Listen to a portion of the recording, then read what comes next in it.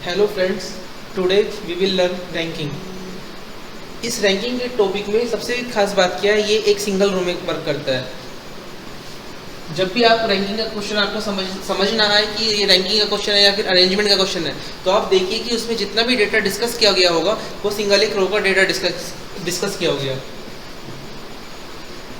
It contains the data in single रो।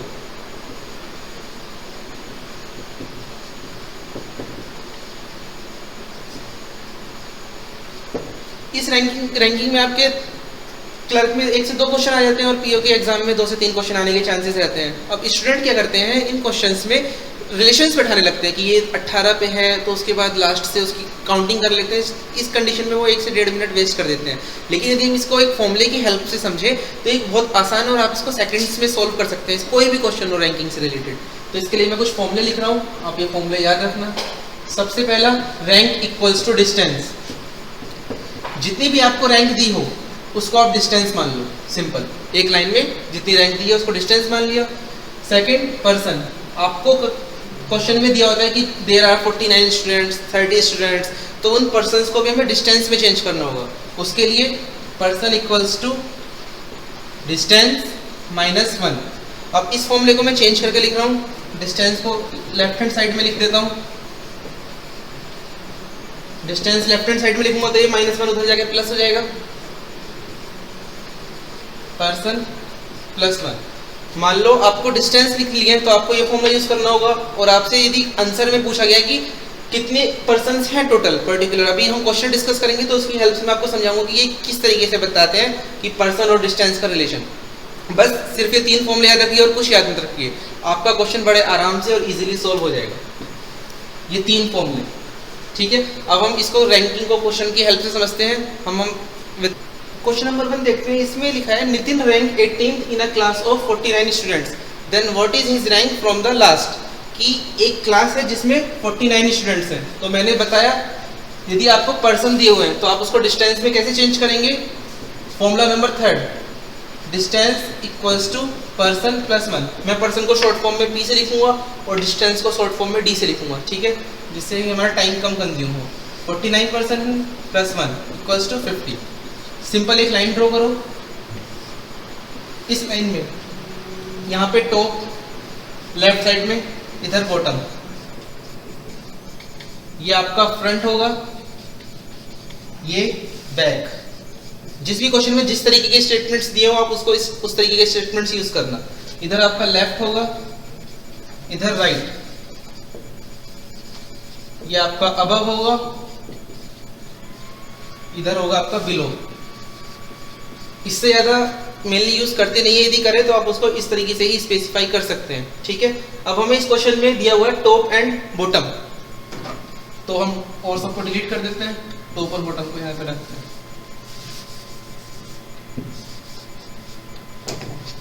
हमेशा आपको पता है रैंक टॉप से काउंट होती है, तो जो 18th इन्होंने डिस्टेंस दी है वो दी है टॉप से। यहाँ से यहाँ डिस्टेंस हो गई 18। नाम नितिन को हम इस एरो के ऊपर एन से स्पेसिफाई कर देते हैं कि ये नितिन की रैंक दी हुई है। टोटल डिस्टेंस कितनी है हमारे पास, 50। अभी हमने कैलकुलेट की, हमने यहाँ लिख लिया, ये हमारी टोटल डिस्टेंस है 50। यदि हम इस 50 में से 18 को माइनस कर दें तो हमें लास्ट से नितिन की रैंक पता चल जाएगी कि इस लास्ट से नितिन की रैंक कितनी है। 50 में से 18 को माइनस किया तो हमारा 10 में से 8 गए 2 3 32, तो नितिन की रैंक हो गई लास्ट से 32। That's all. Let's see another question.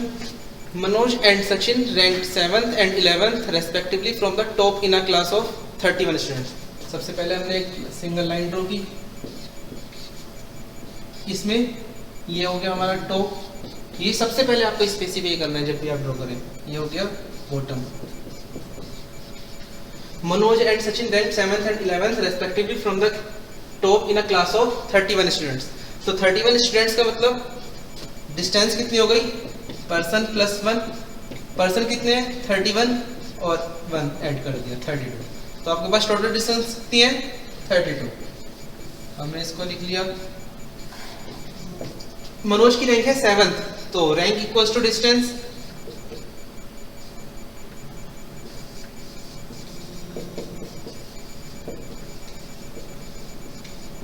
Distance कितनी हो गई 7 मनोज के लिए, तो ये हमने लिख दिया 7 और यहाँ स्पेसिफाई कर दिया मनोज। सचिन के लिए कितनी है, सचिन और जैसा कि अभी बताया 11, सचिन के लिए रैंक 11 है तो इसके लिए डिस्टेंस कितनी हो गई आपकी 11।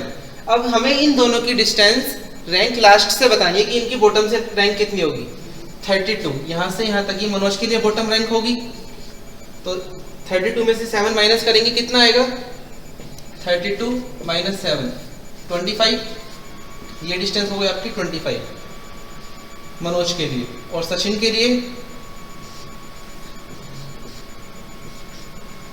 32 माइनस 11 1 2 21, ये तो है आपका डेटा मनोज के लिए जो आपने माइनस किया है, और ये है आपका सचिन के लिए। तो इन दोनों की रैंक कितनी हो गई आपकी अब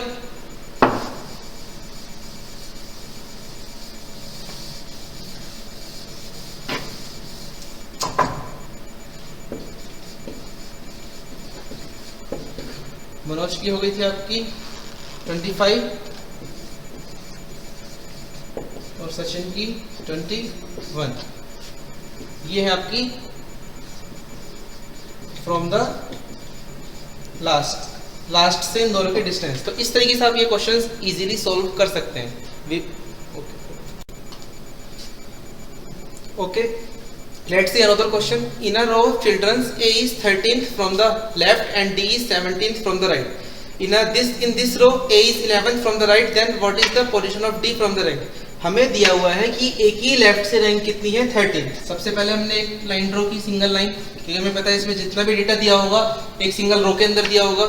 A की रैंक है 13, तो rank equals to distance, rank कितनी है हमारी A की 13, तो डिस्टेंस भी हो गई 13। तो यहाँ पे हमने लिख दिया A की डिस्टेंस 13। अब इन्होंने हमें दिया है D is 17th from the right। अब यहाँ से मैं 17 कहाँ लूँ, इधर लूँ या इधर लूँ, कंफ्यूजन है, छोड़ दो इस लाइन को। नेक्स्ट लाइन पढ़ते हैं। In this row A is 11th from the right। A की डिस्टेंस इन्होंने 11, A तो अपनी जगह फिक्स है। अब A की यदि लेफ्ट से 13 है तो राइट से कितनी दी है इन्होंने 11, मतलब यहाँ से यहाँ तक की डिस्टेंस कितनी होगी आपकी 11। अब इस 11 से आपको कंफर्म हो जाएगा कि D की रैंक किधर आएगी, D A के इस साइड में आएगा, क्योंकि D की भी रैंक इन्होंने इधर से दी है। ये है आपका लेफ्ट, ये है आपका राइट। लेफ्ट से 13, A की राइट से 11, D की राइट से कितनी दी हुई है 17, D यहाँ पे कहीं पे आएगा आपका। ये डिस्टेंस कितनी हो गई आपकी 17। टोटल डिस्टेंस कितनी है इस पॉइंट से इस पॉइंट तक की 13 प्लस 11 इक्वल्स टू 24। इस 24 में से यदि हम 17 को माइनस कर देंगे तो D की हमें लेफ्ट से रैंक पता चल जाएगी। तो टोटल हमारे पास कितनी थी 24 में से हमने 17 को माइनस किया 7, तो D की लेफ्ट से रैंक कितनी आ गई 7। इस डेटा को आप इस तरीके से भी, अंतर को इस तरीके से भी शो कर सकते हैं। D की rank from the left side equals to 7, ये आपका आंसर, ठीक है। और जो भी डेटा आपको दिया हो उस डेटा को लिखने के लिए मैं आपको बता देता हूं कि जिससे कि आपको लिखने में डेटा कंफ्यूजन ना हो, हम डेटा को किस तरीके से लिखेंगे।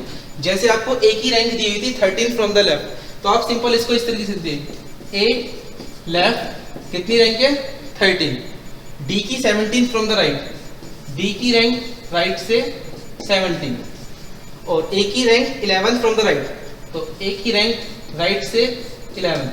इससे आप शॉर्ट में डेटा अपनी कॉपी पे नोट कर सकते हैं, कंप्यूटर स्क्रीन से देखते जब आप क्वेश्चन सॉल्व करेंगे, और उसके बाद आराम से इलैबोरेट करके इस डेटा की हेल्प से आप क्वेश्चन को सॉल्व कर सकते हैं। Okay, let's see another question. In a row of students, Ramesh is 12th from the left and Kashi is 17th from the right if they interchange their position. अब इस क्वेश्चन में क्या है, वो अपनी पोजीशंस भी आपस में इंटरचेंज कर रहे हैं। हम सबसे पहले एक लाइन ड्रॉ कर लेते हैं। ये आपका लेफ्ट, ये right. Same rank equals to distance, 12th rank है रमेश की फ्रॉम द लेफ्ट, तो लेफ्ट से 12, रमेश की रैंक ये लिखी है हमने 12। दूसरी रैंक इन्होंने दी हमें काशी 17 फ्रॉम द राइट, अब यहाँ से राइट 17th कहाँ पे लूँ मैं, इस साइड में लूँ या इस साइड में? सीधी सी बात है, प्रॉब्लम है। अब इस क्वेश्चन के लिए हम दो केस ड्रॉ करते हैं, हम एक लाइन और ड्रॉ कर लेते हैं। सेम, ये लेफ्ट होगा ये राइट होगा। रमेश फिक्स है अपनी पोजीशन पे 12th पे।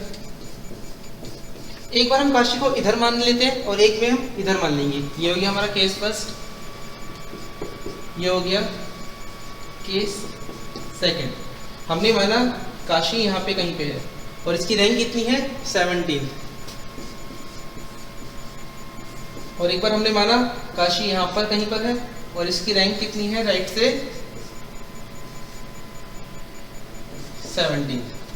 अब आगे क्वेश्चन में दिया है if they interchange their position, यदि ये आपस में अपनी पोजीशंस बदल लें। बदलने का मतलब काशी यहाँ पे आ गया, हमने नई पोजीशंस को k डैश से रिप्रेजेंट किया और रमेश यहाँ पर आ गया। सेम इसमें भी इंटरचेंज किया, काशी यहाँ पर आ गया और रमेश यहाँ पर आ गया। अब क्वेश्चन पढ़ते हैं आगे। Interchange their position, Kashi becomes 27th from the right. Kashi right से 27th हो जाता है। अब पहले देखते हैं केस 2।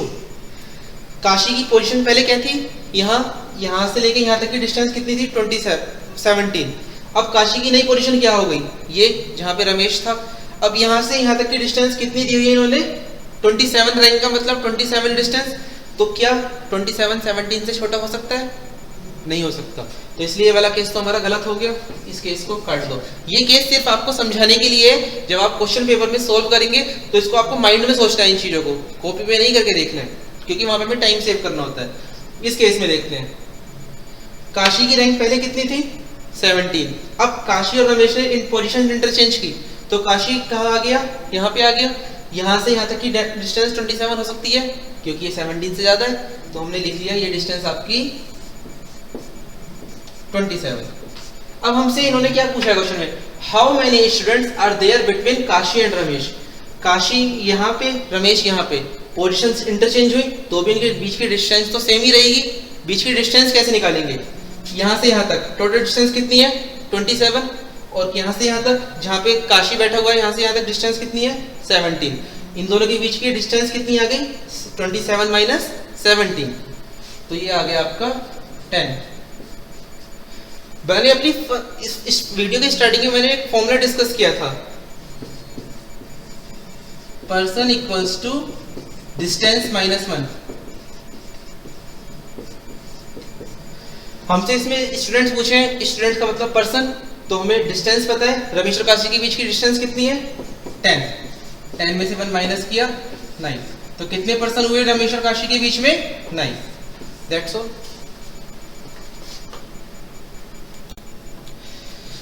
नेक्स्ट क्वेश्चन देखते हैं। शाम rank 9th from the top and 30th from the bottom. सबसे पहले एक सिंपल लाइन ड्रॉ की,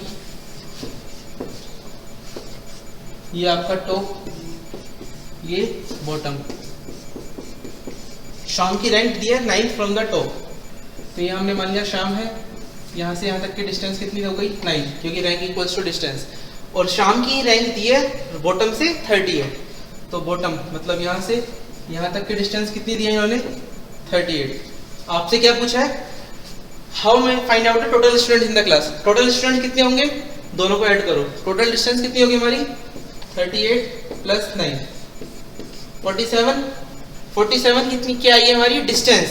तो एक फॉर्मूला था पर्सन निकालने के लिए, क्योंकि स्टूडेंट पर्सन सेम चीज है, पर्सन इक्वल्स टू डिस्टेंस। इसको मैं इस तरीके से लिख सकता हूँ, स्टूडेंट या person equals to distance minus 1। Distance कितनी है 47, 47 माइनस 1 तो 46 student. Simple. Let's see another question. In a class of 60 where girls are twice that of boys, मतलब girls equals to 2 into boys। तो हम सबसे पहले गर्ल्स और बॉयज सेपरेट कर लेते हैं कि कितनी क्लास में गर्ल्स हैं और कितने बॉयज हैं। टोटल स्टूडेंट्स कितने हो गए 60 दिया हुआ है हमें। क्लास में क्या होंगे, गर्ल्स होंगी और बॉयज होंगे। गर्ल्स हमको दिया हुआ है 2 into boys, 2 into boys plus boys, तो 60 student equals to 3 times of boys. तो बॉयज कितने हो गए आपकी क्लास में? 60 डिवाइड बाय 3, 20 बॉयज हो गए। अब 20 बॉयज है तो गर्ल्स कितनी हुई? गर्ल्स हो गई 60 माइनस 20, 40 गर्ल्स हो गई। अब हम क्वेश्चन आगे बढ़ते हैं। A girl rank 16 from the top, एक गर्ल है जिसकी रैंक 16 है, उस लड़की का नाम क्या है? कमला। क्योंकि आप कभी भी नाम से उसका जेंडर स्पेसिफाई नहीं करेंगे रैंकिंग क्वेश्चन में। यदि आपको गर्ल दिया हुआ है तभी आपने गर्ल कंसीडर किया, अदरवाइज आप इसको क्वेश्चन को गलत कंफर्म कर देते, ये गलत है यदि आपको नाम से ही स्पेसिफाई किया गया हो। ठीक है, तो हमने लिख लेते हैं एक जगह गर्ल्स इक्वल्स टू 40 और बॉयज इक्वल्स टू 20। कमला की रैंक कितनी दी है? 16, जो कि एक लड़की है। फ्रॉम द टॉप, तो ये आपका टॉप, ये बॉटम। 16 कमला की रैंक हो गई, इसको हमने स्पेसिफाई कर दिया कैसे। अब इन्होंने कहा है कि कमला से आगे 9 लड़कियां हैं। If there are 9 girls ahead of Kamala, मतलब टॉप और कमला के बीच में कितनी लड़कियां हैं? 9। लेकिन टॉप और कमला के बीच में टोटल स्टूडेंट्स कितने हैं? हमें सबसे पहले ये निकालना होगा। तो person equals to distance minus 1, distance कितनी है? 16 माइनस 1 है 15, मतलब कमला से आगे कितने स्टूडेंट्स अभी हैं? 15। इन 15 स्टूडेंट्स में से लड़कियां कितनी है? Girls, 9 girls. तो हम इस 15 में से 9 को माइनस कर देते हैं, कितने बचा? 6।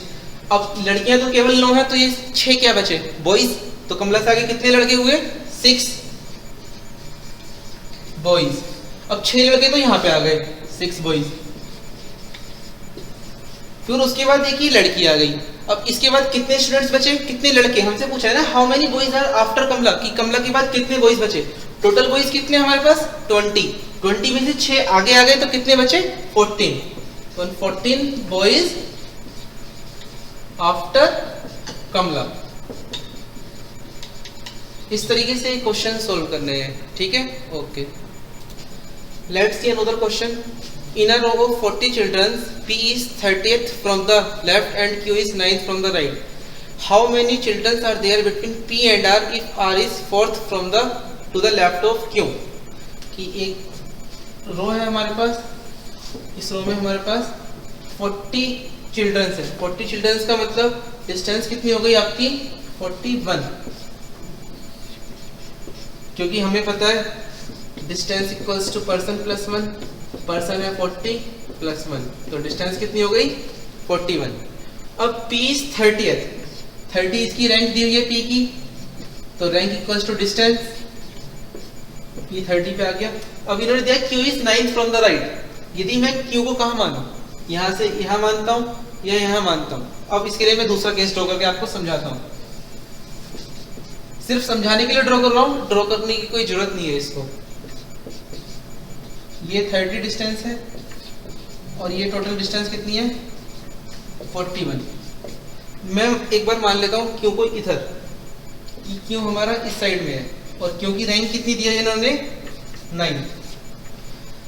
30 और 9, यदि मैं Q को और इधर मानता हूँ तो ये तो 39 से भी कम होगा डिस्टेंस, लेकिन टोटल डिस्टेंस कितना दिया हुआ है? मैं 41।